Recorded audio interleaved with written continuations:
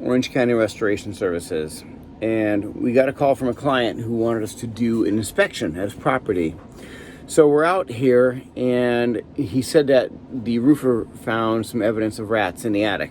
Okay, so I'm opening up the hatch, climbing up right now, and here's what I see.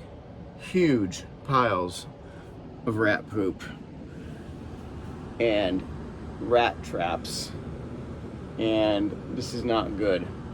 So we're going to need to go through this entire attic, pull out all the insulation, disinfect everything. I hear there's rumor that there's dead rats up here. Those are always fun. Get them out of here and try to figure out where they're getting in so we can stop them.